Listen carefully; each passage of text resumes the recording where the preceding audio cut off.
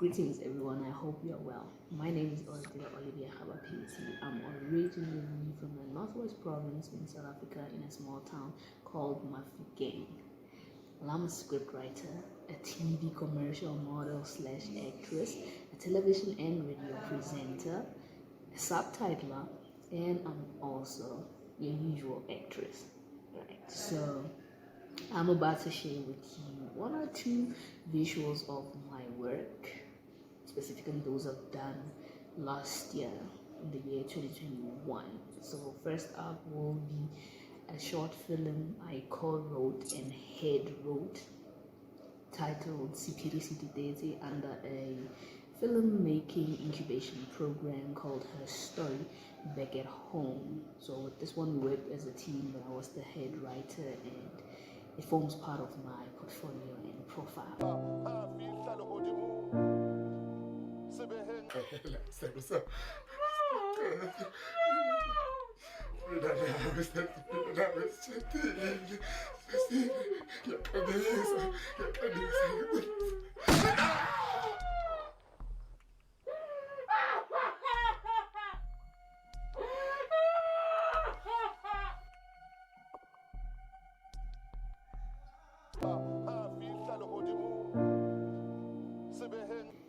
Second up would be a short film also written and produced under the incubation program, but not by me this time. On this one, I'm on screen talent and I was the lead actress on this short film titled Kaho. Here's the trailer.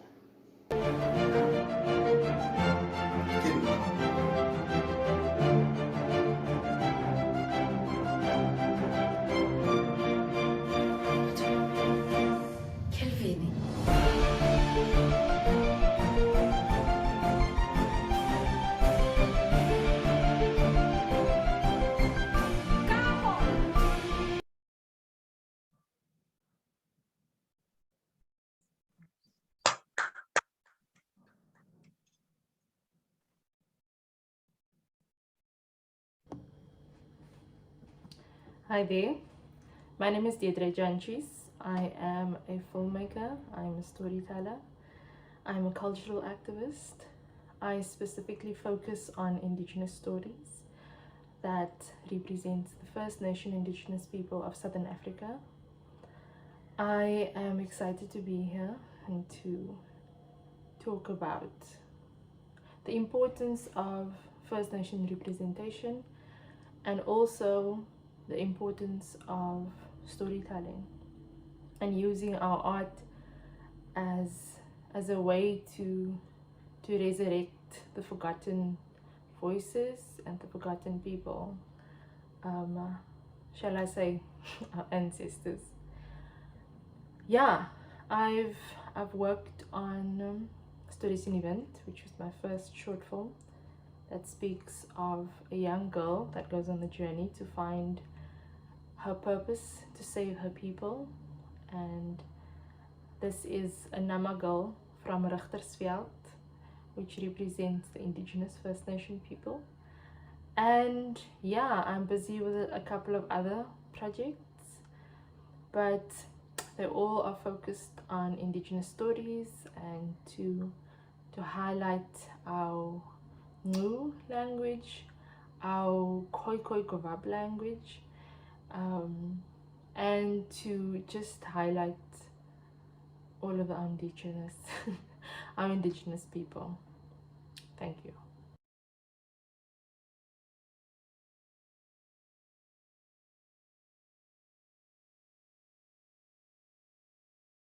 Die is die stories in die wind.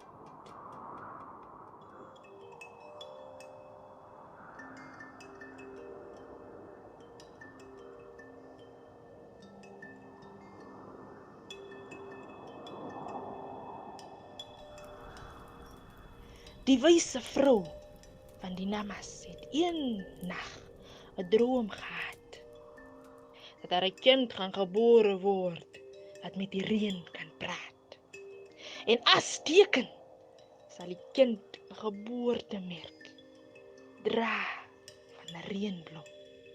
En van daai tyd het die wyse vrou seker gemaak dat sy by elke geboorte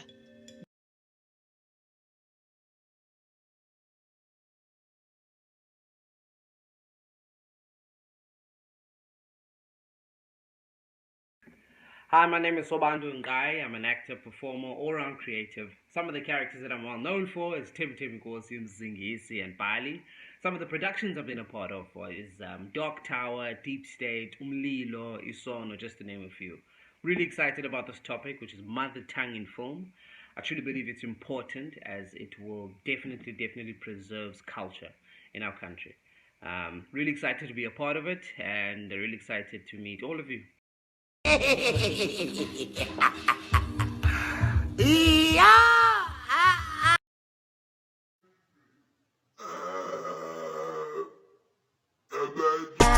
azolanda angangishayi angidakiwe dakiwe mangidakiwe didakiwe angidakiwe didakiwe Ouens Bali, ek is die Samuels. I am big. Was die kinders maak nie so.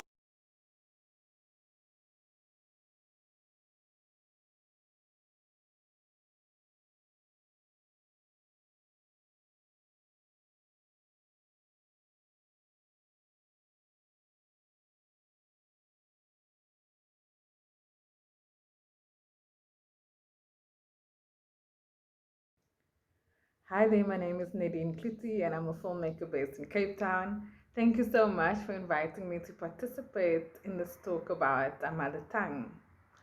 I've always been very conscious about using Afrikaans in my work, from my student film about the rapper Chitsvinger to my short film called Miseducation, and now to my latest short fiction film called Net Ons. I remember as a student doing a documentary about a friend of mine who speaks Afrikaans, and my lecturer saying, no, now you must, he said he understands Afrikaans, but he doesn't understand this Afrikaans. And I was quite taken aback, what do you mean by this Afrikaans? You know? And for me, language is so important. It's so, the language that we express ourselves in, that we allow ourselves to express ourselves in, it's so important to the very fabric of our beings. I remember when I taught Afrikaans at CPUT as an example, I had to convince the students that it was okay to speak Afrikaans in their adults the way they spoke Afrikaans at home, because there's an expectation that this language, which is ours, must sound a certain way. And no, you have to claim back, you have to decolonize a language, especially like Afrikaans. So I'm very passionate, I'm very intentional about how I use language. I'm very excited to talk to you about this. Thank you so much for having me.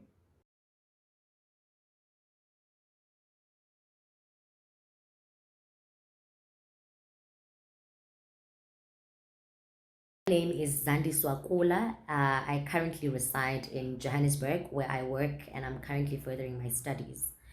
I am an aspiring film director and film producer, and I've only explored those elements in a documentary that I'm currently working on, which is within the development stages. And the name of the documentary is The Fact of Blackness and Us, right? And it's work that seeks to basically understand the existence of Black bodies in relation to the space in which they were forced to exist within, right? Which is the township, right? And how, for example, for Blackness to exist, there would have to be a township, right? That constantly dehumanizes the humanity of, for example, African people, but also at the very same time, for there to be a township, there has to be active bodies that reaffirm its existence.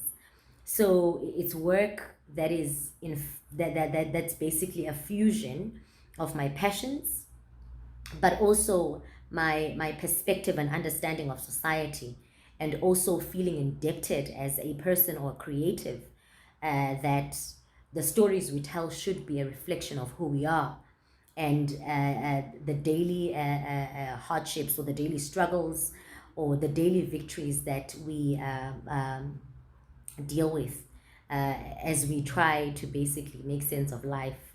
So, as you've heard, my passions are very much so under the practice of storytelling.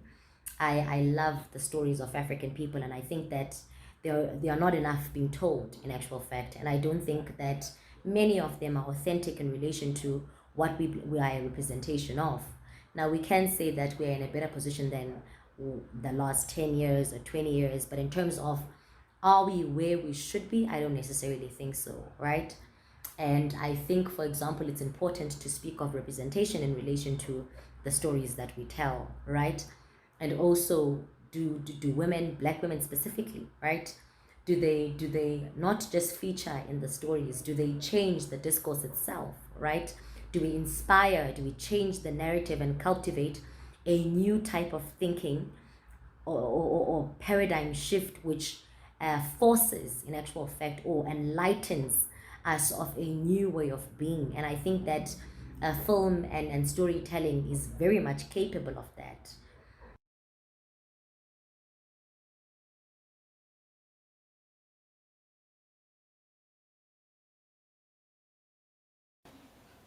Hello, I am Leon van Nierop. Most people know me as a film critic. I write reviews for about every platform that there is, from television to radio to magazines to newspapers. I do all of that. So each audience that I write for is different. So when I should review one of your films, I will write it for the particular audience. Some audiences are young, some audiences are old, so the review should be different for each one of them. Then I also write, as you can see here behind me, I've written about 37 novels, and I've written 3 films about film analysis, among them Deidré Jantjies, which was also a TV series that I presented for Kyk Net, and this was about the history of not only Afrikaans film, but also South African film, and how film changed until about 2017. I'm also a writer of scripts. I'm a script writer, so I wrote 2 scripts. The one is Wolvedans in die Skemer. It was also a TV series, it was a novel, it was a book, and then finally it became a movie. And then I made Ballade vir die Enkeling. Ballade vir die Enkeling started as a TV series. It became a book. It became another TV series.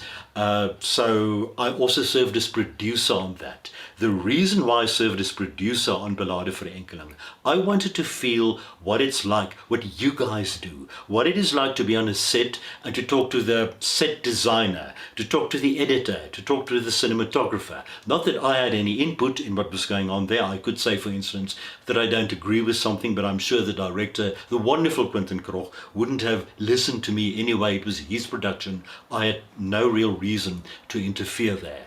So that is what I do, but also I write in Afrikaans because I'm an Afrikaans speaking person. So I enjoy writing in Afrikaans because it's my mother tongue, it's my indigenous language. But I have so much respect for every other filmmaker that dares to make his film in his or her own indigenous language. Sorry, it's a resurrection, it's not a burial, is a film that comes from Lesotho. So it was wonderful to hear that vernacular, to see that country, to see exactly what they're doing there, and then the wonderful Barakat by Amy Jefta that used Kaapse Afrikaans, in which people speak the way people in Cape Town speak. I would love to hear the way the Khoi speak in a Khoi film. I would love to hear the way that Zimbabweans speak in their language. So I love to listen to the language, so I have to have subtitles under it. So only by hearing the sound of the language can you understand why the characters do what they do. So I love listening to the language. I love seeing different cultures. I love being exposed to different countries, to different cultures, and that is also part of what I'm doing. So this is just in short. I'm also a producer, I'm also an announcer, I'm also a lecturer, I was a professor in film, I was head of a film school. I've done about everything that there is to do, but I love writing reviews, and we're going to talk about the use of indigenous languages in film.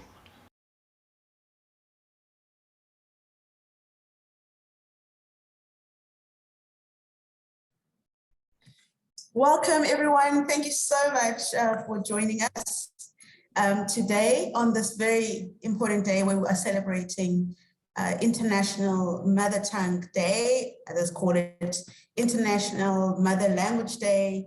The UNESCO has declared this decade, 2022 until 2032, as the decade of the mother tongue. They've basically found that around the world, because of colonialism, as you know, that there are many languages that are going to be extinct. And everyone it moves towards English because it's, as I'm speaking English right now.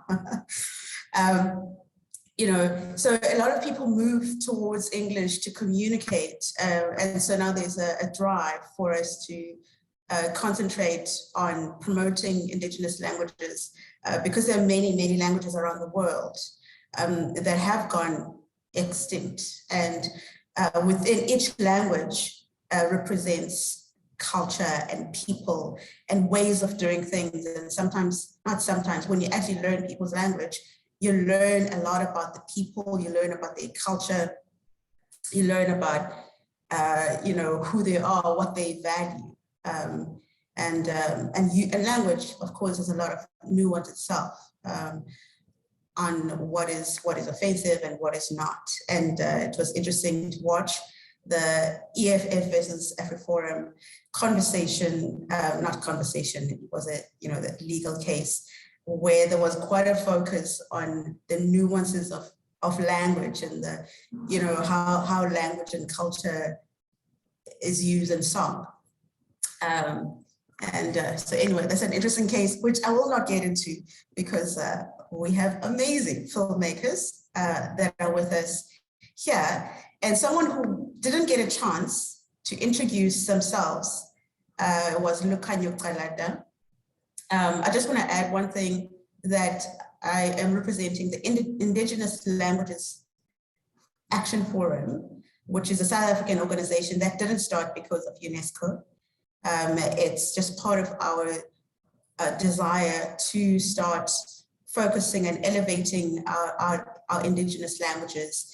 And because, you know, we developing all kinds of things, you know, we have people who come from different walks of life. Some are educators, they are creating Xhosa math books so that children can learn in their mother tongue and understand, or Chivenda, you know. So we promote language, the use of language, and the development of our Indigenous languages. And so we would like more of this sort of thing to happen. In all the different fields that you can imagine. I love storytellers. So I would first like to welcome Lukhanyo Calata, and I'd like Lukhanyo to have the opportunity to introduce himself, and I'll give him a minute. Please switch on your video. The great son of the Calatas. Thank you very much. Good afternoon, everybody. My name is Lukhanyo Calata. I am a journalist. I am a storyteller. The medium through which I tell the story doesn't really matter to me, I think. I have authored a book. I have made a short film. I am currently working on a project for the Fort Calata Foundation, in which we are archiving the stories of people from Cradock, telling the history of my great-grandfather, James Calata, his wife, Milda Calata, the story of my father, Fort Calata, as well as the story of the Cradock Fort. And, you know, it's just a project that I'm working on now. And then on a daily basis, I am the program editor for ETV News and Sport. And obviously, making television and being a journalist means that we get to interact on a daily basis with people telling their stories in their mother tongues. So I'm immersed in this field, and it's a real pleasure and an honor for me to be with you here this afternoon. And I look forward to making a contribution. Hopefully you'll find that valuable, but also for me to learn as much as I can, I think, from distinguished individuals such as yourselves. Thank you. Thank you, Lukhanyo. I'd actually like to start with you and ask you a question. The other filmmakers are free to chip in. And the question is, as you said, as a journalist, so I wanted to know, what have you learned at the importance of using language? Because the kind of storyteller as a journalist, you're much closer to the people, I would think, compared to, telling everyday stories as they happen. And so the language that is used to communicate the story to the audiences and, the story, and yet being able to relay exactly what the person is saying. So what would you say, do you feel that, what have you learned that maybe it's kind of maybe missing in our storytelling? Okay, Siggy, I think dealing with people, particularly when you're working in the field that we work in terms of, television. So oftentimes when you come, when I was still a reporter, I would get to a scene and people would talk to me just, in the normal everyday language that they use. As soon as we would take out a camera, there would be they would become very formal in the way in which they would then kind of address us. And what I always sought to do was to try and make the people that I'm about to interview as comfortable as I possibly could. I would do that by establishing a little bit of a rapport, making a joke, saying something that gets them to relax. Because when they are relaxed, even when they're in front of the camera, they are then able to really tell the story in a manner in which, or they convey the story in the manner in which they really want to. Often what we did is we would tell, for instance, Afrikaans speaking communities or individuals, praat maar Afrikaans. Because by saying that is you're encouraging them to be able to express themselves in the best way possible, instead of having to think in one language, translate it, and then try to convey a particular emotion. For instance, if someone had just had the informal home burned down, or they've just had their home flooded, it's you know what I mean? It's for them to still be able to find the words to be able to convey their emotions in a language that's foreign to them is very difficult. And I've learned, for instance, and I've been really fortunate in that I speak several languages. In the Western Cape, where I work, for instance, I'm really fortunate in that I speak English, I speak Afrikaans, and I speak Xhosa, which is the three most dominant languages in the Western Cape. So irrespective of whichever area I am in, I am able to converse and allow the people that I'm interviewing to tell me their story in their language. Because as you said, by telling me their story in their language, they're giving me part of who they are. They're letting me into their home, they're letting me into their culture, they're letting me into their situation, their reality.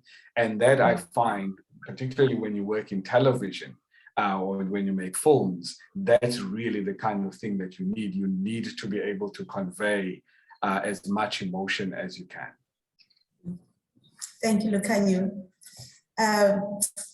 Nadine, I thought I should pull you in that story, because I found some of your videos very interesting in how you told it. Actually, the reason why I'm even putting you after Lukhanyo as a journalist, because there were moments in some of the story that in your short film where it almost looks like a scene from a journalist kind of like reporting, where it's like there's a fight that's kind of like breaking out, and I was just very curious. I was thinking, did you just happen to be going past and that was happening and he took a shot?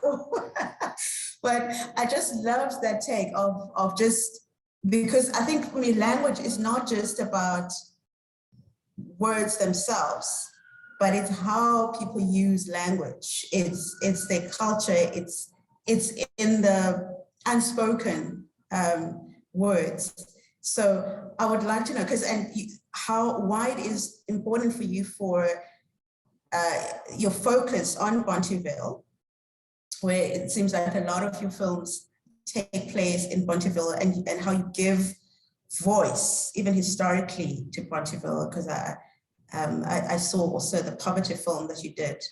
Could you please talk to us about why those, that nuance is so important, that that you bringing almost like the authentic community, which I'd say it almost kind of feels like that journalistic, but it's still storytelling, and it's allowing people to use their voices and their language. Hi, Siki, thanks for that. Yeah, look, I think with Miseducation, it was part of the Why Poverty series, the short documentary that was filmed in Manenberg, actually. And, I think what was important for me in Miseducation and Action Commandants and so much other work is that when Afrikaans is spoken a certain type of way, like it is in Cape Town, as you termed it, Afrikaans, in dominant media, if people speak Afrikaans in that way, it would be like the gangster, or it would be like the bad guy in the film. But with my work, I show that even the ordinary person speaks Afrikaans like this, and there's it's not lesser than any other type of Afrikaans. In fact, like it's to say that it's not an undignified way, for example, to speak Afrikaans like this. But I think that's been what's shoved down people's throats. Like Lukhanyo had said, when the camera goes on you, you think you must speak Afrikaans in a certain type of way, which should not be the case. So in Miseducation, we had an 11-year-old girl at the time speaking Afrikaans, how it's spoken in Manenberg, and the same with Action Commandant when I screened it, especially at schools. Ashley Creel's mother, and Ashley Creel is a liberation icon. His mother speaks Afrikaans the way it is spoken in Bontuville, and she is a freedom fighter herself. And so you have this kind of character speaking Afrikaans the way it's spoken in your own house. She's not a gangster, she's not a bad guy. And so it's to say, well, this is what Afrikaans sounds like, and that is okay. I'm not. It shouldn't be boxed in any kind of way. And I think that is changing. I think we can do a lot more, of course, but it's to be very intentional about the way that's used, or which characters sound like what, and I think in documentary it's a lot more organic, and with fiction you have the opportunity to be a lot more intentional with it. Thank you very much, Nadine. Could I have Oratile? Oratile, could you tell us why you chose to do your film in SeTswana? Oratile? Hi, I hope you can see me. I'm having I'm not at home, but okay. Hi, Siki. Thank you so much for having me here. Right. Why a film in SeTswana? So for me, I was born and raised by a Motswana mother, and a mixed race father. So at home, in the house, our medium of language has always been English, because now there was either Afrikaans or SeTswana, and now you get there's that level, especially when we're dealing with our indigenous languages. The way we speak at home is not the way you would write or even find SeTswana to be when you are reading. Like, it has some type of depth when we take it to academics and all that. So it was that moment where I found myself in a filmmaking program, and I had to come up with a script that had to do with the people of that environment, which that environment is infested or inhabited rather by SeTswana speaking people. And here I am, raised for so many years in English, and I have to come up with a script, SeTswana. And so it took me having to learn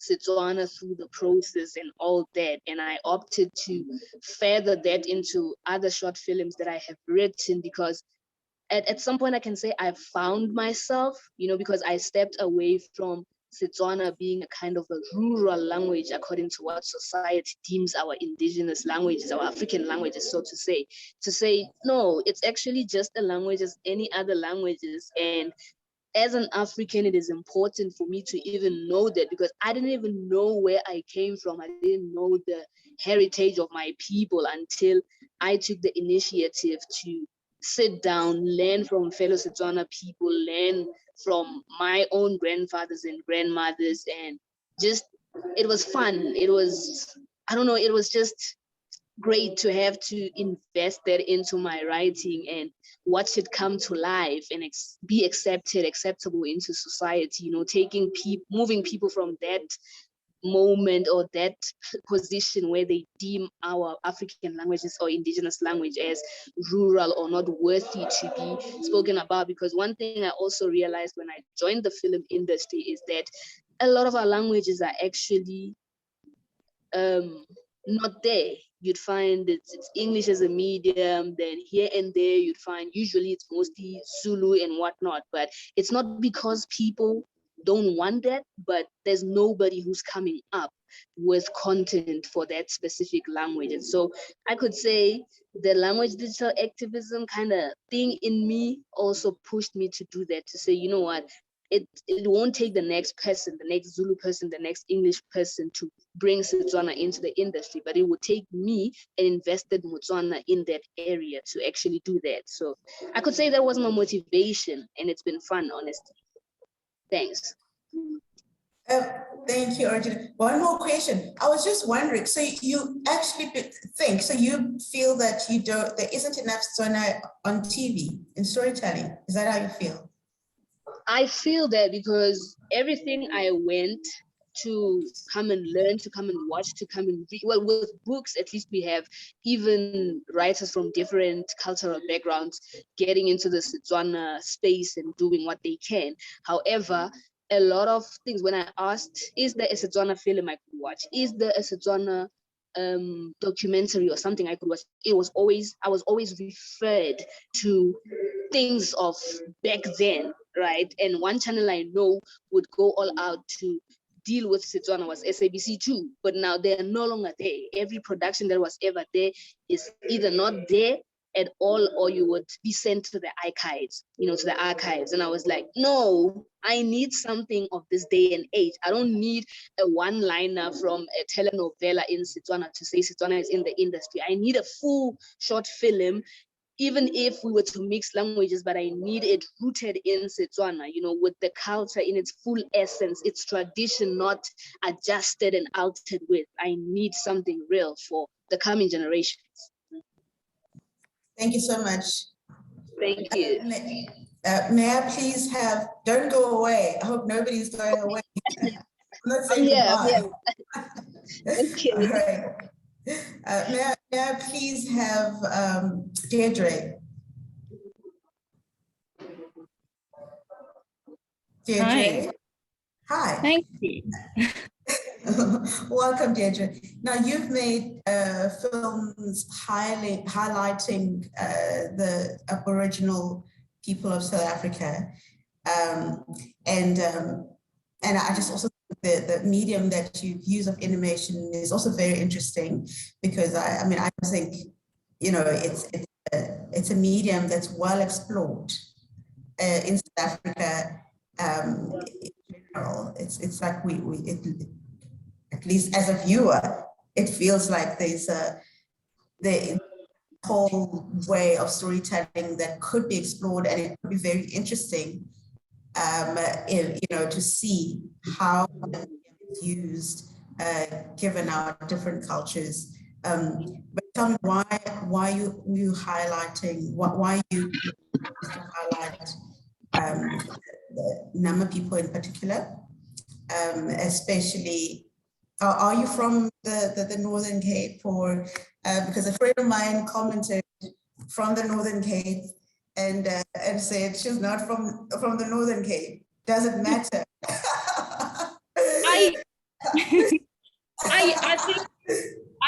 I love that question, because when I started becoming a storyteller, or started going on this journey, I specifically did my family tree history to figure out where I'm from, who I am, who my ancestors are. So I was in the Western Cape archive like for a long time. And so I found out that I've got a lot of Griqua ancestors, a lot of Nama ancestors, a lot of ancestors that comes from Oudtshoorn-Duiselsdorp, which is the Ataqua people. It was a journey to actually understand myself and understand my roots. So specifically focusing on the Nama people is because the Nama people are the only people that still speaks the Nama language, the Khoi language. And as you know, in the Western Cape, we don't speak the Khoi language at all. It is in a few of our Afrikaans words, but it's not as grounded as Namibia and the Northern Cape itself. So as my research went, when I started writing the story, the Nama people and Richtersveld was for me the closest to actually start telling the story. And because I understood myself and why I should be telling the stories, it just made sense to become a cultural activist, to represent Indigenous people, which are my people. Yes, and that's the first one ever, right? The first Nama film ever. The first Nama Indigenous animation on the continent of Africa that represents the Indigenous people of Southern Africa. So yeah, that's very exciting. It's very exciting. And why animation as part of that, as part of your storytelling for the Nama? Was there a particular reason? So I think there's this miscommunication between our generations. As you know, the older generation doesn't want to speak about the history, and the younger generation actually wants to speak. They want to know their roots. They want to know where they're from. So there's this gap that I felt actually sort of separated the two generations. And in my history, I found that narrating stories has always been a way of educating, of trying to connect to the younger generation and the older generation. That was the way to actually do it. So I thought, animation is an interesting medium to sort of connect both generations, because there's a lot of intergenerational trauma in between ourselves and the older generation. So yeah, I think I was trying to find a way to actually reconnect and find what was lost within our culture, within our people. Yeah, and I thought, animation must be the first, because I'm trying to see how can you re-educate the next generation about themselves so that they can have questions and research and find themselves. Thank you, Nick. Sorry, Deidré. May I please have Zandiswa? Hi, Siki. Yes, hi. Well, thank you for joining us, and I'm sorry that you had a situation to deal with, but you're looking great. So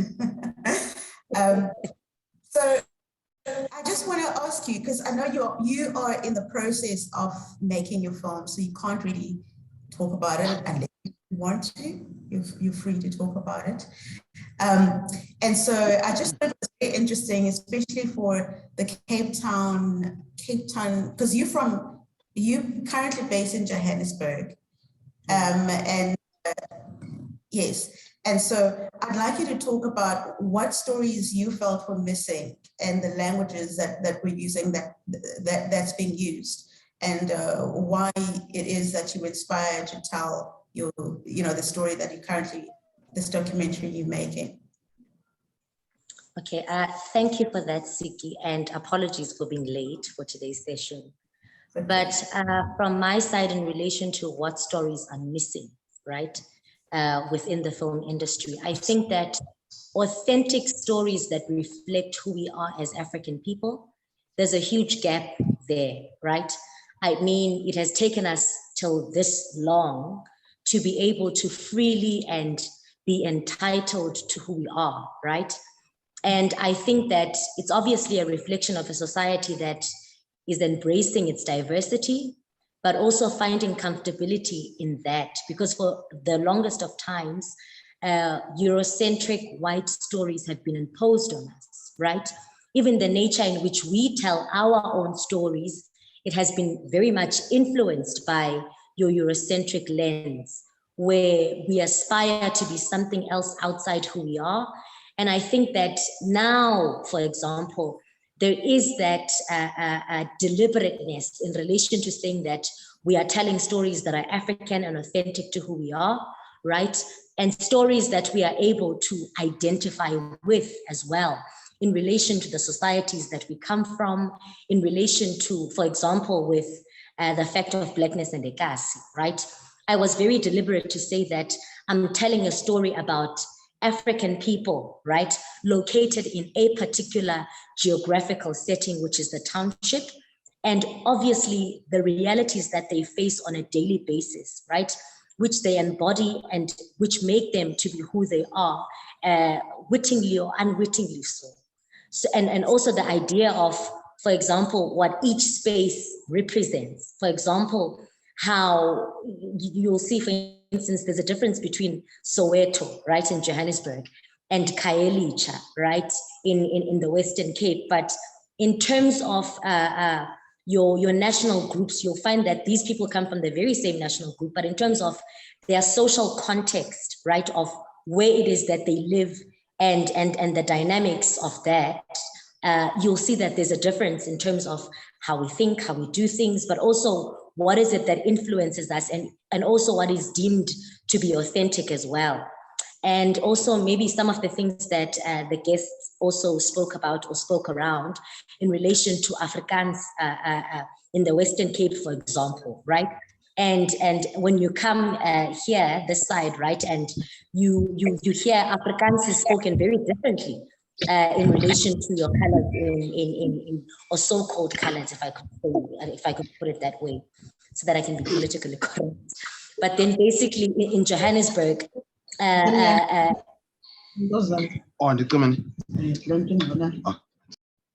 sorry, there's someone else. But I feel that what's missing, it's still missing very much so, right? And also that is subject to funding, right? And also who the people can be that identify with our stories. Because we still have to break into mainstream media where you're not just telling stories where it's just gangsters killing each other, or it's just poor, for instance, Africans, and that's what we have to offer. Because also in terms of what mainstream media allows us to tell, it's very much secluded from who we really are, right? And the discovery journeys that we are on, for example, as African people in the various parts of the country that you find us in. So I don't know if that broadly answers your question, but basically authentic African stories that are a true reflection of the African bodies that we interact with on a daily basis, right? And also those stories are not subjected to a particular kind or practice of story, because I think that there are many things in terms of discovery that we still have to be on a journey on, and also maybe like stories that we could share that are able to reflect who we are and the people that we are. Yeah. Thank you, Zand. May I please have Sobantu? Sobantu, as you've seen, he's, some of the characters that he brings to life. Of course, he's an actor. You would have seen him many times on if you watch television. But my favorite things about Sobantu, may I see you, Sobantu? Is it possible? I think I am. Just put it on. There you Can are. you hear me? Great. Oh yeah, Welcome. I'm here. Hi everybody. sorry that I'm late, but yeah. You made it. So we are talking about language. We're celebrating language, and I was saying, the indigenous languages that we're currently celebrating. Of course, it's the Indigenous Languages Action Forum, which is a South African organization that celebrates, encourages the development of African languages, indigenous languages, in any field, right? Yeah.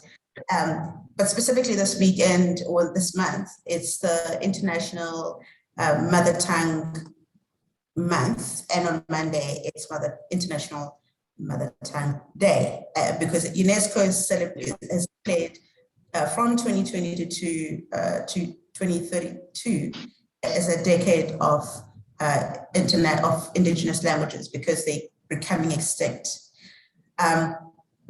Something that I would like to talk to you about is, people have spoken about different things. Deidré was talking about Nama. So we've had Nadine talk about just, representing people in Manenberg, how they speak, Pontyville, letting people speak the way they speak, and Lukhanyo was talking about, as a journalist, how people suddenly change when they're in Canberra and they feel like they need to speak a particular way, instead of speaking in the way that they do speak, and making them comfortable to be themselves. But there's something amazing that you do with your characters. I'm not going to talk about your other work necessarily. You're free to do so. But I love the work that you do where you use the characters. You kind of embody. You've got Thembi Ngosi. Thembi Ngosi, who is a coconut.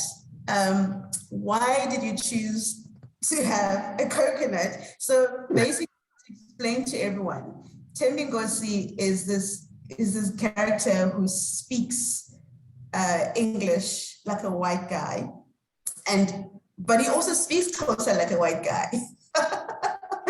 So he doesn't speak it. He speaks it like somebody who's almost like learning his mother tongue. And he's a very motivational kind of character, and he'll use like some phrases that he learned from his mom, motivational. Some of them are proverbs, Xhosa proverbs. But what makes it hilarious is really because he doesn't really speak his Xhosa properly.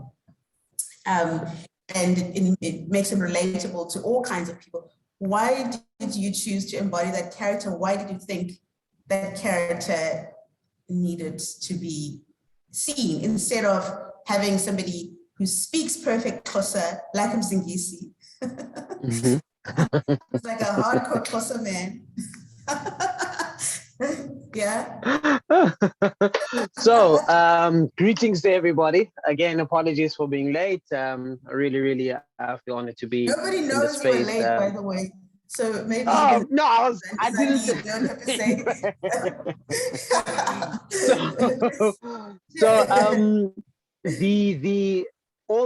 I have a few characters that I created, and what a lot of people don't know is all these characters are a representation of either myself or somebody in my life. Thembi Ngosi was basically, it is me. My mom, domestic worker, my father was a miner, and then he became a cleaner, a janitor. And I grew up in around white people. So basically with the majority of a lot of South African kids, you're staying in a back room of your mom's boss, and all your friends are forever white, and English is just the tongue. You speak a lot of English, but when you're at home, mother tongue was always spoken. The mother tongue was always spoken. Then I started going back home. And when I started going back home, meaning Ekhaya, Eastern Cape, I started understanding what my identity was.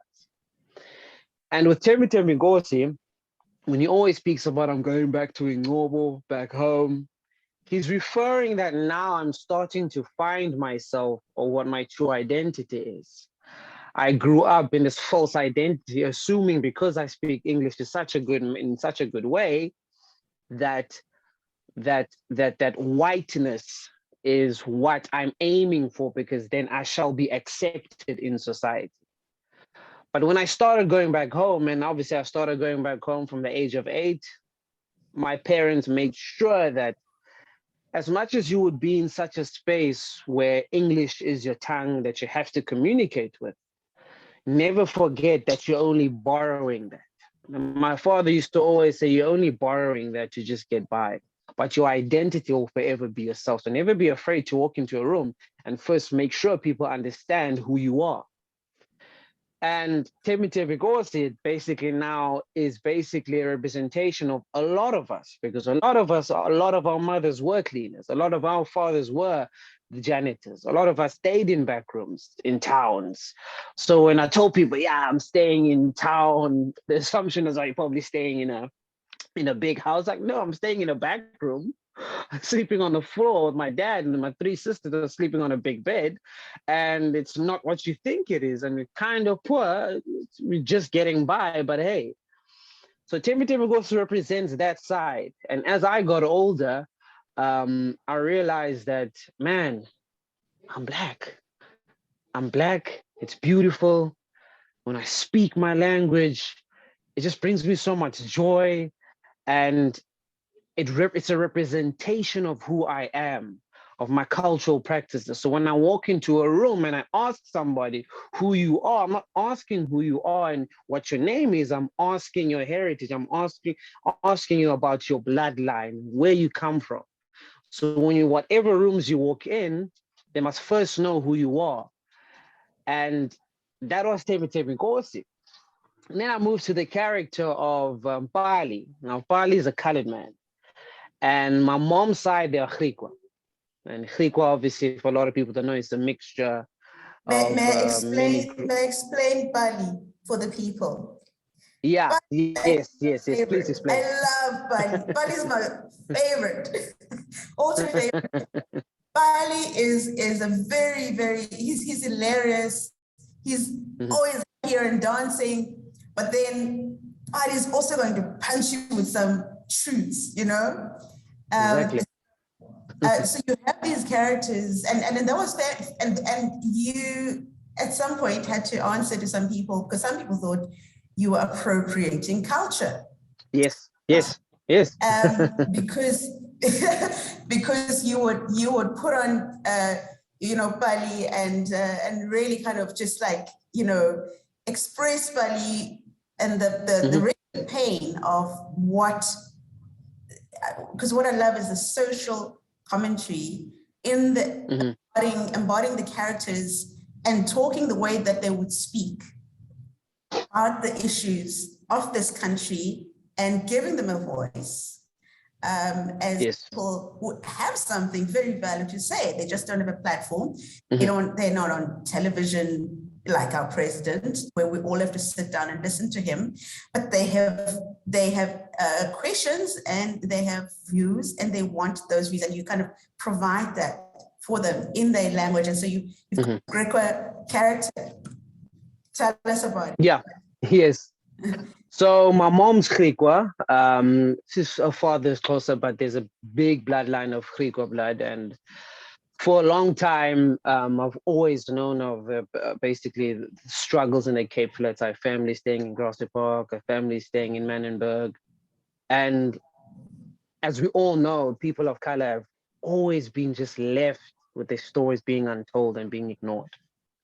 Not only that, the identity has always been like, you have to change yourself in a certain space because people seem, if you speak in a Ham accent, it seemed as if it's distasteful, which always angered me, because how are you so proud of so many other cultural identities, but yet this one is deemed to be the lowest form?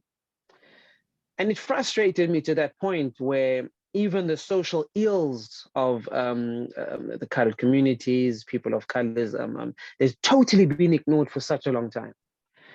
So I asked myself, I asked my mom, and it's like, look, Pali was a representation of my mom's cousin. That's him, literally. He had the front teeth, he had bushy hair. And I told myself, you know what? I want to represent this, and I'm willing to take, as you said, that people said I'm culture appropriating. And then also it was another lesson for people to understand that if you say the notion of being colored, right? And do you know how many subgroups are there? So I said, let me represent you and tell you that your reference of what person of color is, or what color, or what being colored is, your reference is a very fair individual or semi-fair, and you forget those who are of a darker shade, who have the normal hair like mine, African hair, not straight hair. There's so many different forms of what being colored is. And no one is speaking about it. And no one is speaking about the social ills to that degree. No one is speaking about the language and how the language is being judged. Whereas Deidré spoke earlier with Afrikaans. And I spoke to a person and I posted about it, I think in the week or last week. And a lot of people didn't know the history of Afrikaans, the history of Afrikaans in itself. And that kind of brought me aback to shock me further. And I said, so people are so disconnected into the realities of the colored community and their stories and their history. And when you have such individuals as Deidré who are telling the story and to breaking the barrier of or this vision or this view of what colored is. Colored means gangsterism, right? Colored means prison. Colored means stabbing each other. Colored means that. When I tell a person about a colored person, in whether if I go up north to Joburg, the first reference point is, wow, those people stab each other, hey? And I'm thinking, how is that your first reference point? And even if when I hear the language, the tone, Kham, Afrikaans, the accent, the first reference is violence. The first reference is gangsterism. And even within the colored community itself, there's this level of, if you speak in a certain tone, then your reference is you must be from Manenberg, you must be from Lavender Hill, you must be from the lower area. So therefore, how do they say we will move away from me, and they have a reference of you being sturdy, right? And therefore, I'm not going to, if you speak in a certain way, you speak in a colored accent, whatever colored accent is, I can't identify with that because that means uncultured. Yet that is the culture, that is the identity. And it's sad when I visually see people have that within the color community in itself. That is what you're feeding to other people on what to look at the colored community as being uncultured if you speak a certain way. And which is the oddest thing. And I ask people, when you go to Europe, you go to France, you go to Scotland, Ireland, and they have their accents and they have their tones. Do they judge each other? Do you, when you visit there, you're not judging them on their tones? When somebody speaks French or speaks English in a French accent, you love it, you're happy, you find something amusing about it. You're happy, it's like, oh, it's so sexy, or wow, it sounds so amusing. But if when you come here home and now somebody speaks in an African accent, English in an African accent, there's sort of a level of classism put to it. Because again, it was the system in itself as a whole, again, apartheid, caused the classism between us. But it's such a sad reality till now where within the colored community that people are looking down on colored people based off just their language, how they speak, which for me, I always say, it's such a proud thing to see that they've owned how they speak, they've owned their culture. They've said when I step in the room, I'm going to speak in this accent and I'll speak English in this accent because this is me. You understand what I'm saying, but you are too worried about my tone, which is such an odd thing. And again, I'll keep repeating it. Deidré is doing such an excellent job, pushing the fact that, guys, you are judging me based off how I'm speaking, but you're not you're not trying to hear what I'm saying, but you're more worried of how I'm speaking because you've already made a judgment on my tone and therefore you've lowered me in the room. So that character in its sense represents that. And it's something that I hold close, definitely. Yeah. Thank you so much. I mean, as I said, I love that character. I love it, really do. My favorite. Yeah. No, I appreciate it. So thank you. I just want to go now to just because you highlight so many things in the conversation. You know, the connection between, I mean, Deidré was talking about Nama, Griqua, and you are kind of, I think the other thing that is I would have thought about is the mix between the indigenous, like what does an indigenous, you know, that indigenous groups, that it's kind of assumed that it only belongs to one particular group, you know, whereas you've just highlighted yourself being part of it. And Deidré was also talking about how the older people don't talk about the past much. But I know that in the Xhosa culture, in most of the culture, people love talking about, you know, the cultural stuff so that they can be passed on because they're worried that they will not be lost.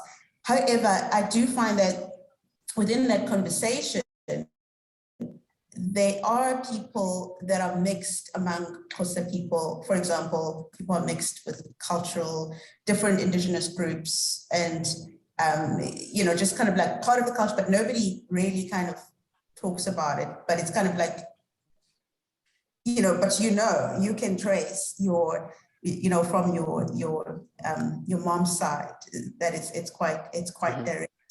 But I'm going to bridge to Nadine, because Nadine uses like a character there in the short film, in a short film that's led by a young girl, and the young girl, you know, one would think that it's a black girl, you know, but the girl is from Manenberg and speaks Afrikaans like somebody from Manenberg.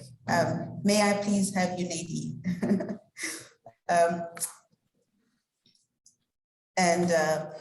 But this is actually like the last question that I'm going to ask you before we are joined by Leon. And I'm going to make sure that you guys have your conversation with Leon. And this last question that I'm going to ask is, you know, in this representation of language, do you feel that what would development look like in terms of like how you represent people? Because, for example, I feel like we don't see a lot of characters, for example. It feels like there are cultural groups that are missing on our main screen, or if you go to your SABC, I mean, I do think that something like the estate has kind of tried to kind of it looks like it has tried to have like a fair representation where you have a mixed race group. You had, you know, Indian, you had, you know, Afrikaans, English, SeTswana, Zulu family. You literally they kind of try to portray the whole country. So does having all those representation dilute our languages, or does it kind of promote,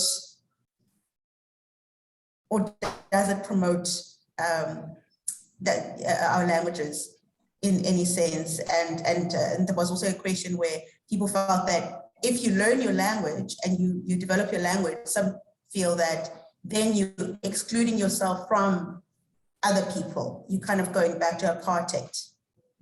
So I would like to start with Deidré, and then, with Nadine, and then I'd like everyone to kind of answer quickly. And I'm giving you 1 minute before I bring in Leon.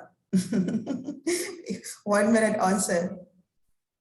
Okay, no, just shortly, thanks, Vicky. I don't think that, celebration of language is celebration of identity. I think the more we can push it, it's certainly not diluting or excluding. Because these days not these days, but we can add subtitles to something, and then everyone is included, right? Because I think language is an important part of personality, identity, and you're going to lose that if you're going to try and fit into a box for somebody else. Actually, Deidré and I are co-producing a film called Lukhanyo that's based in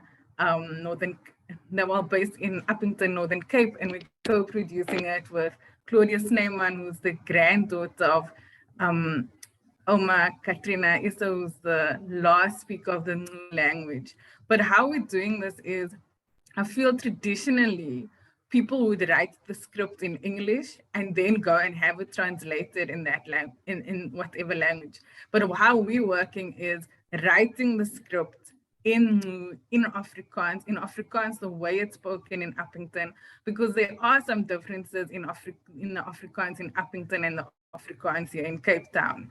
And the thing is, you can see how this method of writing influences character, because if we had written it in English first and gone to Claudia and being like, hey, Claudia, let's just translate this, it's a totally different character that develops, right? So we, Deidré, myself, Claudia, we structured the film. I went back to Claudia to write the dialogue.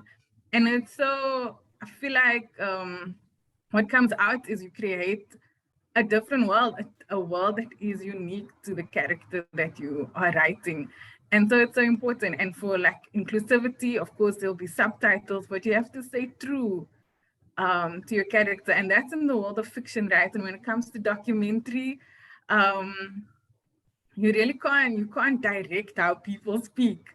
And you have to create that environment to just let people be.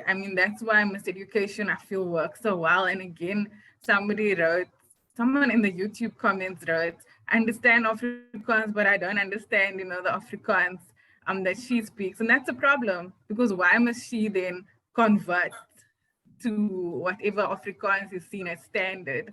It was the same issue I had when I was teaching Afrikaans at CPUT and so on, So yeah, you can't direct language. That's what I'm gonna say. Thank you. I'll let you guys pause, because I'm supposed to bring in Leon right now. This is actually a good point, because I would like to welcome Leon.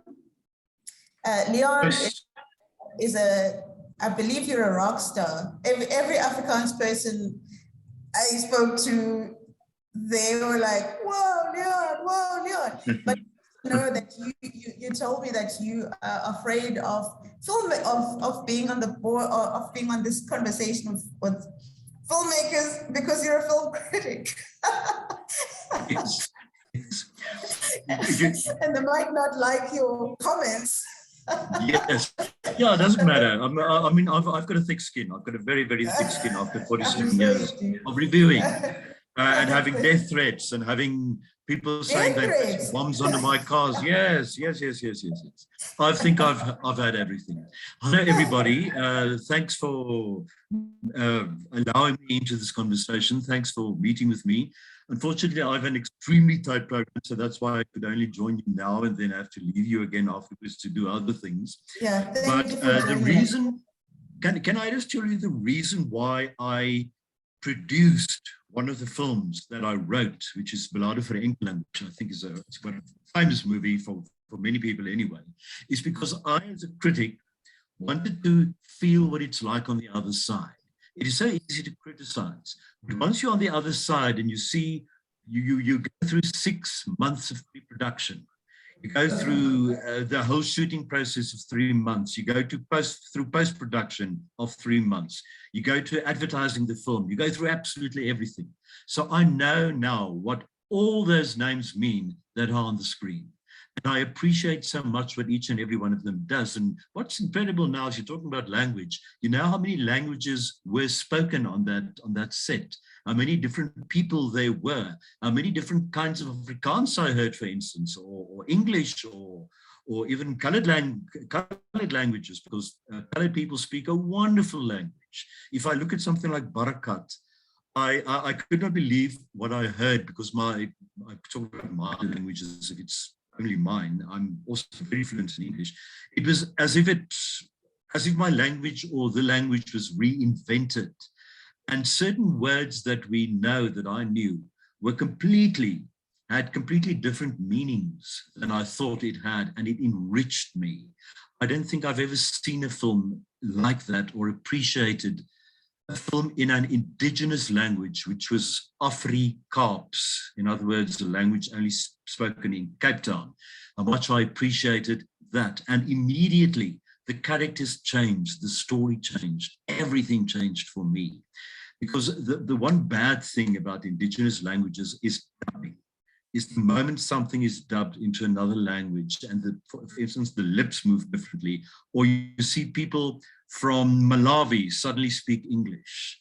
It is not the same thing. The characters immediately change. The language, like I know, the language that you speak, the way you speak it, says who you are.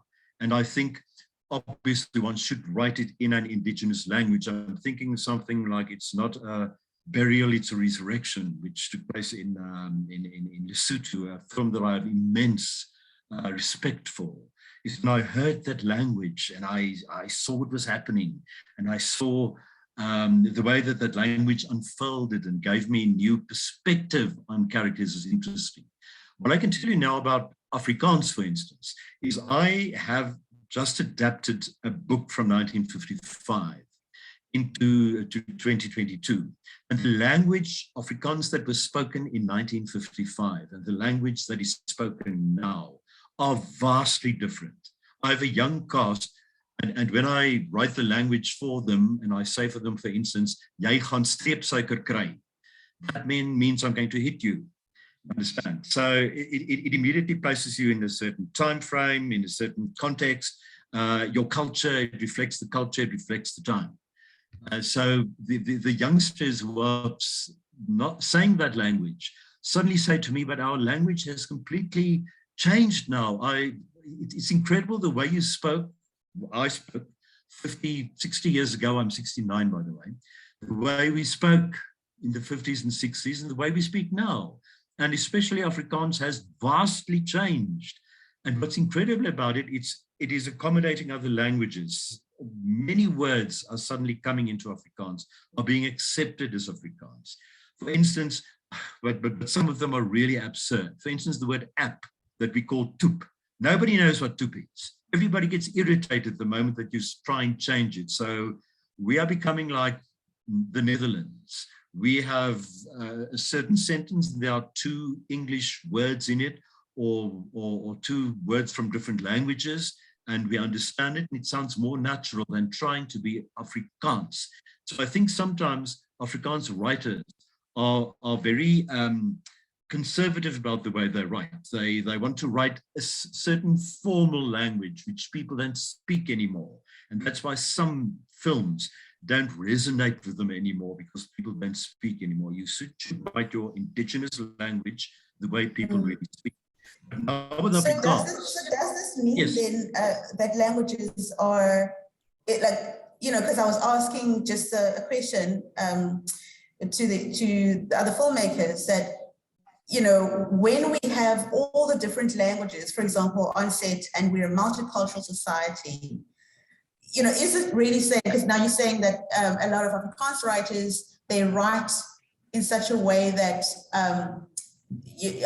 that they use other borrowed languages. So will we then eventually all merge all our languages and kind of eventually create one South African language that's borrowed? all the languages. Yeah. I don't Okay, think that can be. Nadine would like to say something. Nadine would like to say something. Yeah. Please say something, Nadine. Nadine? Thanks. Good to meet you, Leon. Hello, Nadine. Yeah, I think also to come in about Afrikaans, you know, it's so interesting to me that Barakat is seen as somewhat of an exception when it really shouldn't be. You know what I mean? Because if we go back to the history of Afrikaans, it is a Black language, in fact, you know, where Kritoa was, how can I say, the translator for Jan van Riebeeck, and that's how Afrikaans started within the Black culture, not just the indigenous, but also the enslaved people. Words like Platjang, Pisang, you know, that are part of Afrikaans language are in fact from the enslaved people. So Afrikaans is a Black language that is ever evolving. So the fact that now in 2021, 2022, we are, yes, Barakat is important. It should not have been the first. You know what I mean? And yeah, so really it's exciting. It's an exciting language. And I think a lot of deconstructing work around it needs to happen. Remember, I Afrikaans think what is also highlighting this conversation is, I'd like to invite all the filmmakers, please, you know, if you have something to say, this is the opportunity with Leon. So for me, what this is highlighting, this Afrikaans and you know, as you talk about Barakat, within each language group, one has to realize that, you know, one can think, okay, you know, we have dominant languages within South Africa that are used on television, like, you know, you can say maybe Xhosa or whatever. But the thing is, even within Xhosa, there are a lot of groups that are not represented on screen. You know, certain groups, you know, that, you know, because colonialism also structured language, indigenous across many countries actually, where they picked one particular group as this is the ultimate way to speak, and everybody else. So you'll have somebody from Matlosbeni, Mount Taylor, speaking differently to somebody in Mount Frere, you know, Kopata, and you will have all these different people groups who speak a kind of, which Barakat seems to have kind of done in a sense that have people actually representing themselves on screen. Yeah. It sounds as if when I say Barakat has changed everything, it sounds as if I didn't understand what was being said, if I didn't know the words. It's not true. It is the fact that the way that the language used created such wonderful characters in the way they spoke. That it's the first time in years that I've really seen a South African film taking place in the Cape, in which I could truly sit amazed, loved every sound that I heard. Can I just tell you that I spoke to somebody who was in Angola recently. There's a group of Afrikaners in Angola that has lived there for about 150 years. The language that they speak is Dutch. They still speak the old Dutch that you're talking about of Jan van Riebeeck's time, that kind of, they still speak that with some Afrikaans words in between. So when I heard some of them talking, I couldn't really understand what they were saying, and they were speaking my language. It was recorded. So I find that, for instance, interesting, that one should perhaps make a film about them and hear what they say. I think they would need subtitles there, because also the pronunciation, you don't understand, because if I pronounce in Dutch, it's quite different from us in Afrikaans. When I was in Amsterdam, for instance, and people spoke Dutch to me, which was very close to Afrikaans, I sometimes and often couldn't understand what they were saying. Neither could they understand what I was saying because of the accent. So the accent is also, I heard somebody talking about accents, that the accent is also, should be true, should be how the people really speak. Thank you, Leon. Sobantu had something to say, your hand was up. Sobantu? Sobantu? Oh, Marianne, could you please unmute? Can you hear me? Yes, I Can hear you, yes. Can you hear me? Yes. I Yes. can hear you. Sorry, I had a There connection you problem. are. Oh, he's gone quiet. Your microphone is off. Your microphone is off. I can see it here. Your microphone is off and you've frozen. Your microphone is off now, Sobantu. Yeah, and you have frozen. Now I see you, yes. Sorry.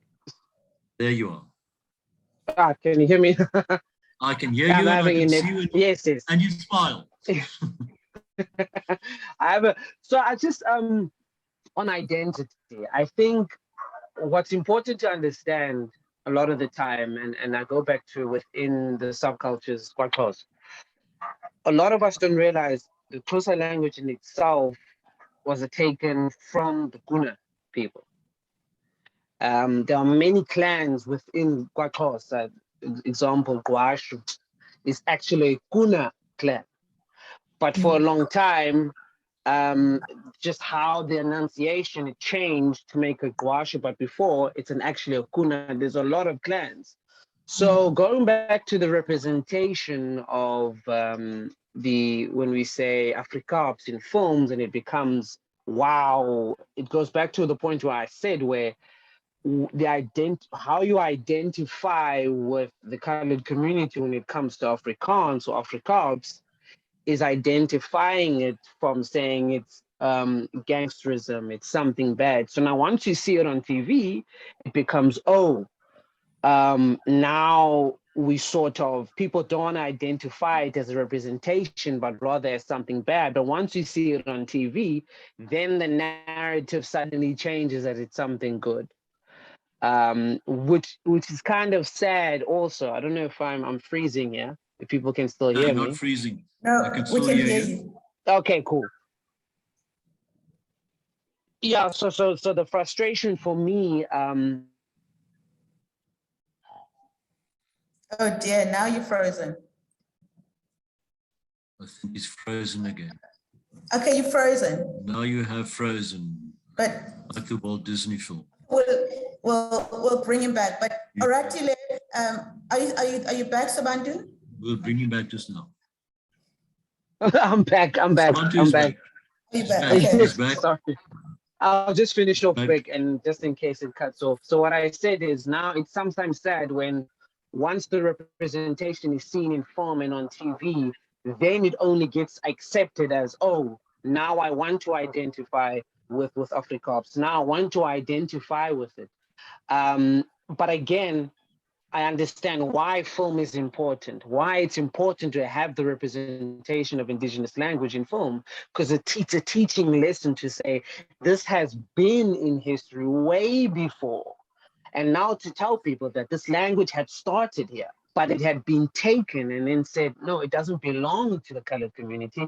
It belongs to a certain group. And that's why for me, it's sometimes sad that once a film is taken out, then people want to accept its existence, that the colored community do exist, and Afrikaans does exist, and it is a nice thing to speak or to speak in a certain way. But I think that highlights film to me, that it highlights you guys as why you are so important, why storytelling and visibility is so important, which is what you do. You make us visible. And you make that was my point. No, I was just saying that for me, that's why filmmakers are so important, because it's filmmakers who make people visible on screen. It's not like those people don't exist, but it's until you make a film and you tell a story in a particular way, then we see it. And I suppose that's why it matters when other groups are left out on screen. And you have, some people who are not represented. It is a problem because it kind of makes it seem like those people are invisible, but in fact they aren't. As you know, we interact with them. But Deidré wanted to say something, so I have to let you in there. Thank you for that. I think I actually wanted to speak about why it's so important, because becoming a producer is not easy. Having to sort of work with people of all sort of parts of life, and making this one story come to life it's not easy. And sometimes it takes a couple of years. I think I have to take my hat off for a film like Barakat, because, you know, predominantly it was people of color, it was directed and it was written by a person of color. So it's exciting to know that we are moving into that shift where we're trying to not decolonize, but to indigenize the mindsets of ourselves, to make sure that we are not following the colonized structures. We are looking at how to create them in our own way, to make sure that we are inclusive to everybody, as Nadine and I and Claudia is trying to do. And yeah, to have a fair representation of ourselves. Thank you. I was trying to say is, Lukhanyo has something to say quickly. Sorry. Say something quickly, and Lukhanyo would like to speak. Hi, sorry, Siki. Thank you very much. I think Leon was trying to say something, so I'm happy for him to just complete his thought, and then I can come in. Okay. I just wanted to say it was great for me, for instance, somebody living in Gauteng and only writing a Gauteng kind of Afrikaans, to hear the different ways Afrikaans is spoken. We have Namakwaland. We have an Namakwaland kind of Afrikaans, which is quite different from what I'm doing. What I'm saying is, I'm respectful for that. I'm glad that I became aware of that, because I wasn't really aware of that way of speaking. It was beautiful. The language was like Italian. It was being sung. It expressed itself differently. And all I wanted to say was, it was great that those people, those particular characters, were exposed to not the entire country only, but the entire world, because it's on DVD, it's on Netflix or Showmax or somewhere. So everybody can see it and understand. And the most beautiful thing is listening to the sounds that they make, because language is also sounds, and the way that the people form those sounds and make those sounds. That's what I wanted to say. Thank you, Leon. And I think for me, really, that's why filmmakers matter, because they show people. All right, let's give Lukhanyo an opportunity. And I hope, Zandi, you've got something to say in Oratile, because we're about to wind down. And right. If you have any questions, please send your questions through. All right, Siki, thank you very much. You know, and it's fascinating for me to be able to listen to today's conversation and largely on the issue of Afrikaans and its relationship, I think, to Afrikaans. And obviously, I think we're all very happy to see, you know, the Afrikaans' acceptance as a language that is representative of a people. But I think what has happened is that Afrikaans has always been around and it's always been spoken. The only issue that's different now is the issue of resources, is that finally you having the Afrikaans speakers who now have the resources to be able to make films in their language. And I think that's one thing that we should not forget, that this industry that we are all in, me to a lesser extent, I mean, I just dabble in filmmaking a little bit. I consider myself a journalist. The crucial part to it is not only in preserving our own languages, but also preserving our own cultures, is the need for there to be a lot more financial resources to be directed towards it. Because I think if there's an understanding that what we are doing is preserving our cultures, is preserving our languages, and therefore young filmmakers who really have got the drive, the energy, the passion to pursue those things, we need to ensure that as a society, as a country, and I think people like you, Siki, with the platforms that you have, in being able to reach out to people who, you know, who sit in high office, is to ensure that resources are driven towards these kinds of films. And, you know, Afrikaans is really trying to get there. And I think it will, because now there seems to be this you know, it's almost like a new language that everybody is starting to realize that it's there. So now it's, you know what I mean, it's being fast-tracked and it's getting resources. But a film that's made in SeTswana, for instance, how many films do we have in like SeTswana? But not just a film for the sake of a film, but a film that is in SeTswana, but that is also of quite high production value. You know what I mean? And I think those are the things that we need to be talking about. Yes, it's great that we're talking about, you know, languages or films in mother tongue. But for us to continue and for us to be able to grow, we really do need to put the resources behind it. And we need to get as many aspiring filmmakers, and we need to make it easy in this country to be able to access the resources to make these films, because we're storytellers. I think as a country, we are storytellers. We are creative. We dance, we move, we sing, we do all of those things. And those are all, to me, expressions of storytelling, expressions of who we are, expressions of our culture. What we need to do is that we need to start putting the resources and we need to start putting the money behind it so that we can ensure that we are able to compete, you know, with other countries, and that all the languages are brought up to a level that is befitting of who they are, and it can't just be English and Afrikaans films that are, you know, that are getting that kind of support, but it needs to be spread across the board. I just wanted to add that. Thank you. I just say something that I fully agree with you, that we do need the resources, we do need the money, but what is most important to me is the story. If you don't have a good story to tell, it doesn't matter in which language you make it, people are not going to watch it. So the story must be accessible, the story must be not necessarily commercial, but it must be something we would like to watch, we would like to see. Otherwise, nobody's going to watch a film. And as you might know, if your film doesn't make money, you're not going to get money again to make the film. That is the catch-22 situation in which we all find ourselves. And I'm just also saying, sorry, Leon, but should we be making films? Yes. Should we be making films to make money, though? If you want to make a film again, you probably need it, but also now with streaming services, you don't necessarily need to make money there, because it will be shown, it will be kept on as long as people watch it. So I think that is a blessing for the fact that we have that. So many people saw Barakat, for instance, which they would never have seen. They never went to see it in cinemas when they had to pay for it. But now that it's on streaming, everybody was talking about the film. We never saw it. Too late, unfortunately. I think you know, do you know that was our Oscar entry this year?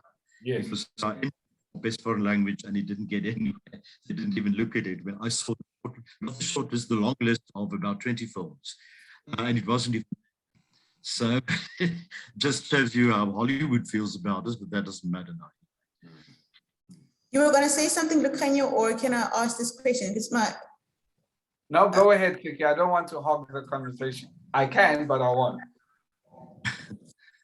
All right, you might be sorry you missed this moment, but no, look here. I can talk the whole day, but it's also okay to allow other people.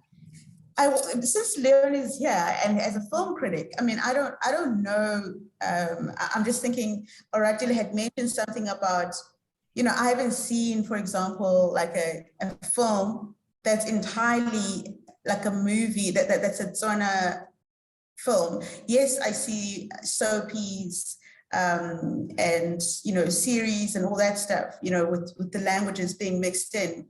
I mean, I don't think, I mean, you know, whereas in Afrikaans, as you've mentioned, even with Barakat, you see entire films, you know, that are in, you know, one particular language, and they make it, you know, and with, you know, I think we're seeing some amazing film directors, filmmakers coming out of Cape Town, which is really great, you know, like a new generation of filmmakers.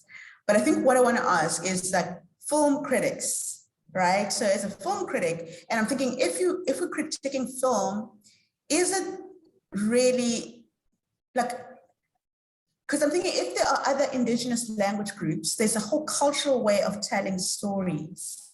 If that film is being critiqued, let's say as an Afrikaans speaking person, your way of perceiving a story of whether, you know, it could have been told better this way or that way. I'm just thinking, how can other new film critics emerge where they kind of come from, the indigenous groups, where they can be film critics? But even then, they may go to, you know, they may learn film in a Eurocentric kind of way of critiquing a story. It's like, how are we developing indigenous filmmakers, film critics? I also think, for instance, as an Afrikaans film critic, Afrikaans has nothing to do with criticism. I don't think of myself as an Afrikaans person when I watch a film. I watch a film and see what I see and appreciate what I see. What I find sad is that I see so few films from the rest of Africa, from Zimbabwe, from Malawi, from wherever. I would like to see many of those films. I don't even know myself where to see them. And I would see those films, but Afrikaans has nothing to do with the way I look at film. It's just I write in Afrikaans or in English. It's got nothing to do with me, with how I look at a film. I respect what I see. For instance, if I would critique a film, it doesn't necessarily mean, do I like it? Whether I like it or not, then I might turn myself into God. It doesn't matter whether I liked it or not. I try to see whether the film communicates with any audience. Who is the audience that it communicates with? How does it communicate? Like Barakat communicated not only with Cape Town people, but with everybody who saw it. And that's what made it a universal film for me, but I so much liked about it. It's so accessible and so audience-friendly is a word I frequently like to use, because you want to watch it no matter what language they speak. All right, Steph, are you there? Steph? So Steph has been amazing. Can you speak, Steph? Yes, hi, sorry. Welcome, Steph. So I'll hand over to Steph to kind of have I think there's a question. So if there's anyone who has a question, Steph will, and I mean, if you have any questions yourself, Steph, you know, I'll hand over to you at this moment. Yeah, so we have a comment from someone in the inbox, and it says, thank you to this amazing team of South African filmmakers. I'm so proud of them. Thank you, Stiki and the committee, for putting together this beautiful session. And then the question is, how do they measure the interest of people towards their productions, indigenous languages, to be precise? I hope that question is clear. Does anybody wants to answer that question? Steph, I'm sorry, I don't quite understand what you're asking. Just ask it again. That this person had made their question just a bit clearer. Yes. I'll just, they're asking, how do they measure the interest of people towards their productions? With the amount of people that watch the film, because they can see how many people watch the film, and then they would sometimes ask the people, why did you watch the film? I often ask people, why did you watch the film? Why did you like it or didn't like it? What played a part in it? Does that answer the question, that the people who screen the film see how many people watch the film, and only 7 watch it, they take it off? Yeah, I mean, measuring how is it being received? So is it literally like one person asking one person, or is there a survey? I mean, I think the person wants to know, you know, just like Barakat, for example, that it was out, but nobody saw it. And then it was aired somewhere else. And then suddenly it was wonderful. Yeah, I don't think there's necessarily a survey. Once again, it's word of mouth. People start to talk. People start, for instance, to communicate with me or send me emails or tell me how much they appreciate something. And also the Silverskerm Feast in Cape Town, where they show many mostly Afrikaans. The response, we're going to see it again in March, and there I will hear from people what they think, why they watched it. I still myself don't have an answer to that. I will have that in March.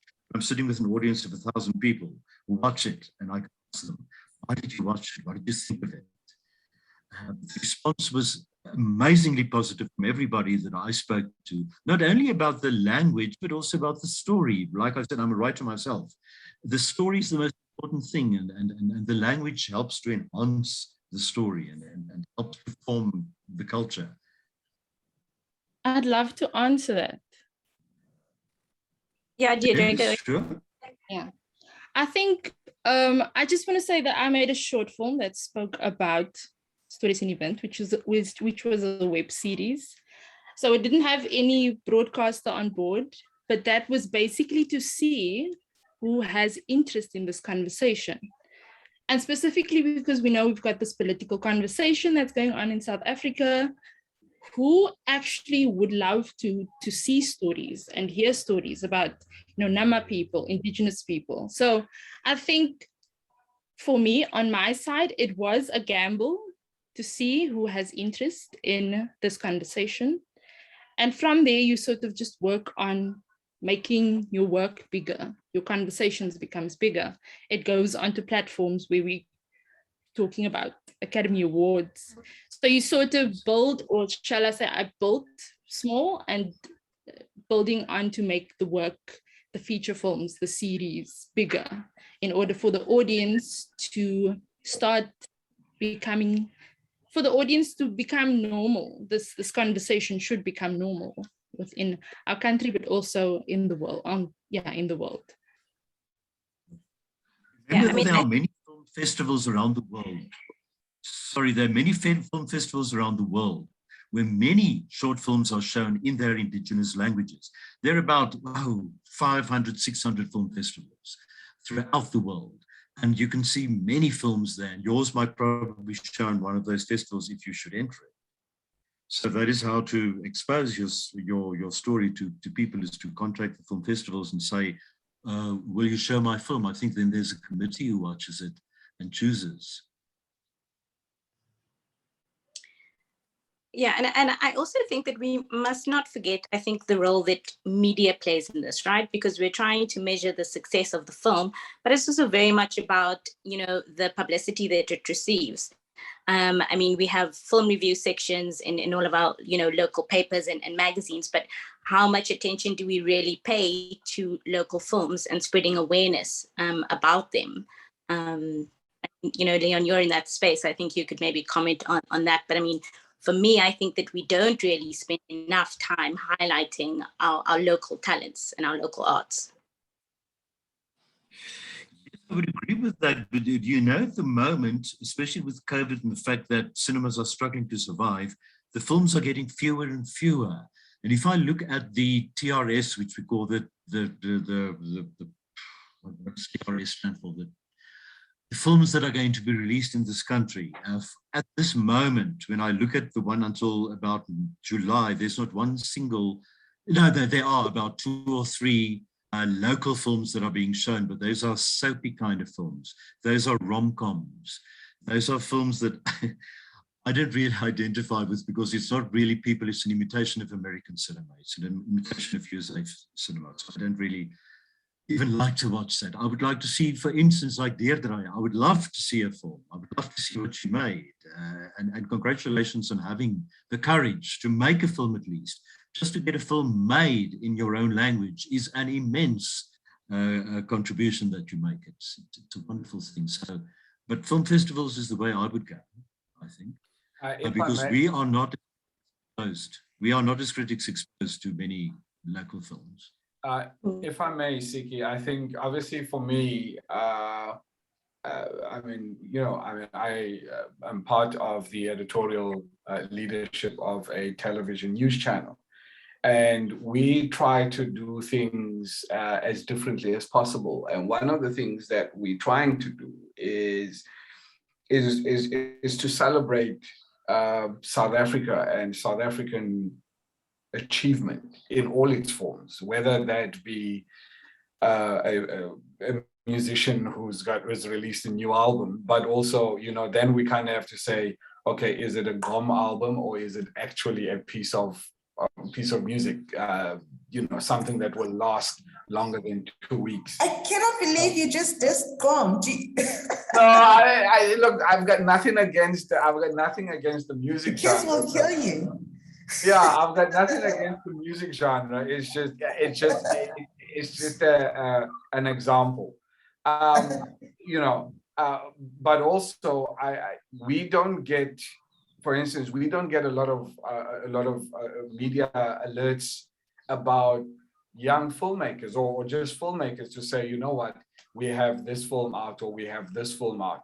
Because for me, the platform that we have is understanding that I'd like to speak to producers. I'd like us to speak to directors. I'd like us to speak to the actors about their films. Because the reason why, for instance, America and the film industry and the entertainment industry there is so huge, because it's got the support of their media and they're able to support it as much as we can. So my thinking is, in our newsroom at least, is to do the same thing, is that if we support our own films, then it doesn't really matter whether or not the Americans support it, because we support them, right?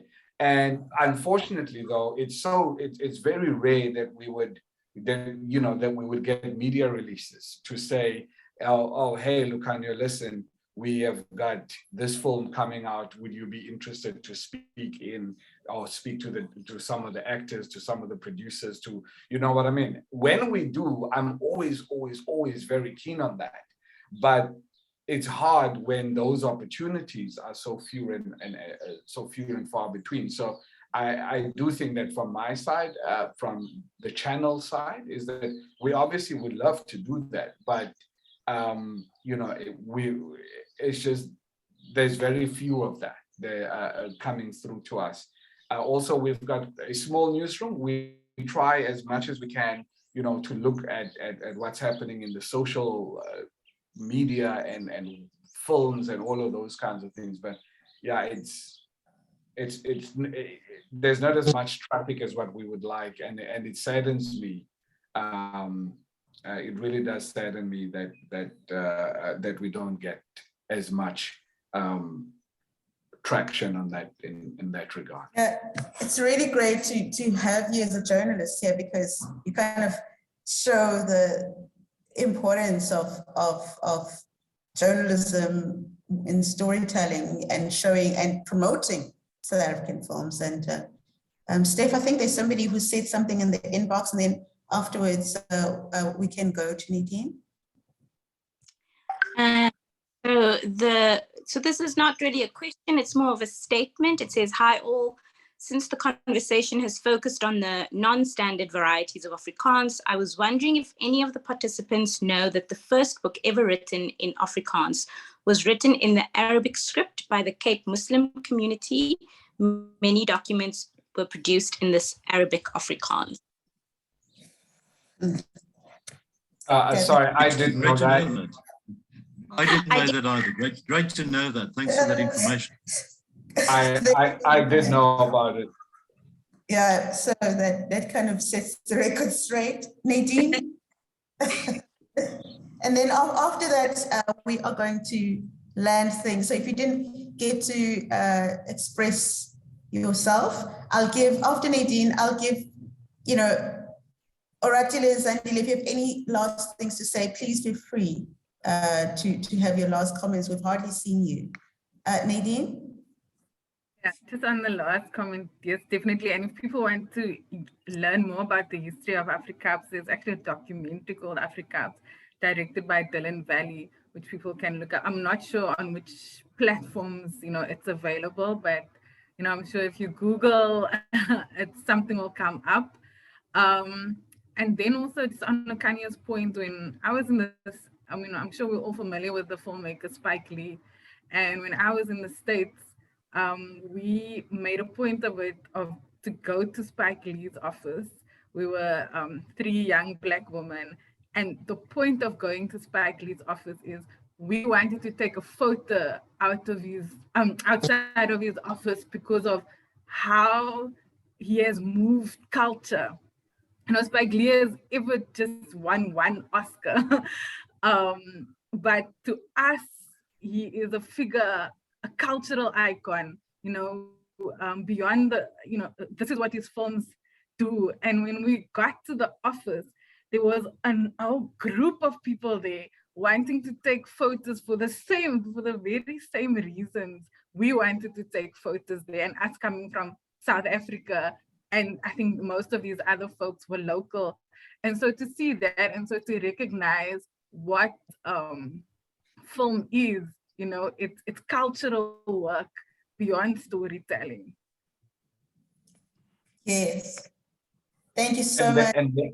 and therefore, sorry, Siki, if I can just, I know you need to move on. And therefore, I think it is so important that we celebrate people like Nadine, that we celebrate filmmakers, you know, in all of their forms. Because what happens is that not only they document our culture, firstly, they document our story, they document our history, but also critically is that they then become ambassadors for us around the world. Because imagine standing there with Spike Lee and having a photo with Spike Lee. There's a child in Mongolia who could potentially see that picture and they're like, whoa, that's Spike Lee, that's Nadine from South Africa, and who knows, maybe one day I could be in that picture too. And I just, anyway, I'm sure you guys get where I'm going. It's really good. That's really good. Thank you so much, Lukhanyo. We can tell you're a journalist. You landed that so nicely. If Oratile and Zandiswa don't want to say anything, any last words, then we are going to land this baby. I just want to thank you so much, just for availing yourselves to have this conversation about language. That is so rich that we've probably only just scratched the surface, you know, in storytelling and film and visibility. And I just want to thank you for the role that you are playing, that I hope that you'll be encouraged to create more films and be inspired in even how you see. And I hope we'll also have, you know, film critics that come from all the different Indigenous languages, and hopefully they will be able to see stories you know, to be able to critique in a way that's also unique to their cultures, so that we can appreciate films in multiple ways. But I'd like to thank Steph as she is about to step on, and to thank you all properly, better than I can. And thank you to our viewers for joining us. Really appreciate it. I think that thank you was lovely. So yeah, I mean, I'm Steph, and you know, by profession I'm a book editor at Kwela Books, but you know, today I'm representing the Western Cape Language Committee, and you know, the privilege of being a event. And you know, I think we can all agree that this was just such a refreshing and inspiring conversation. I mean, we are such a diverse people in South Africa, you know, culturally and linguistically. I mean, we have 11 official languages, and, you know, we're considered to be one of the most multilingual countries in the world. So it's really just great to have an opportunity like we've had today, where you can all just come together to collaborate and share stories in this way. For me, and I think for everyone else here, what the big takeaway is really just the power of storytelling. And I mean, storytelling remains to be one of the most important traditions that we as humans possess. And especially in the way that film is able to document culture and language, and in the way that it then promotes awareness and knowledge and pride, you know, in our mother tongue languages, in marginalized languages, and in historically diminished languages. You know, for me as a book editor, as much as books serve as a language document, you know, of a specific time and place in our society and in our country, I mean, so do films. And so this is just one of the many reasons, you know, that we need and why it's so vital to support the local film industry. You know, and today then with this focus on showcasing stories in our mother tongues. I think for all of us on you know, the planning committee, the aim with this very diverse and dynamic panel is to celebrate and cultural diversity really by amplifying the work of filmmakers. And, you know, with that being said, I really do want to thank our panelists for partaking in today's discussions, you know, for your willingness to share your insights and the art of filmmaking with us. You know, the importance of film as a communication tool, as social commentary, you know, a way to preserve heritage, and really just the creative brilliance of it all really shouldn't be undervalued. So thank you. And, you know, I also have to thank our stakeholders, the Iziko Museum, the Department of Cultural Affairs and Sports, the Western Cape Language Committee, PANSOLB, Cape Peninsula University of Technology, the National Library of South Africa, the University of the Western Cape, Konrad Adenauer Stifting, the Indigenous Language Action Forum, Supu, and the Swahili Language Board of Southern Africa. You know, just to all the stakeholders coming together to collaborate on this event and to promote multilingualism leading up to International Mother Language Day, which is on Monday, the 21st of February. Thank you for making today possible.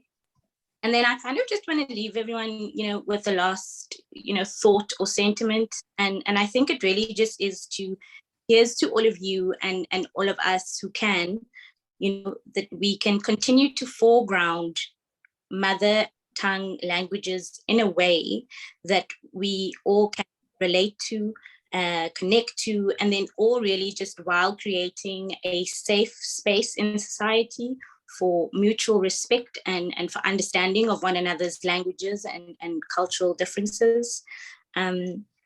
And then kind of just in the theme of storytelling, that really is the end of my story. So just thank you to everyone for joining us today. Thanks to all of you. And thanks to Siki. Thank you very much. Thank you very much, everybody, and have a great afternoon.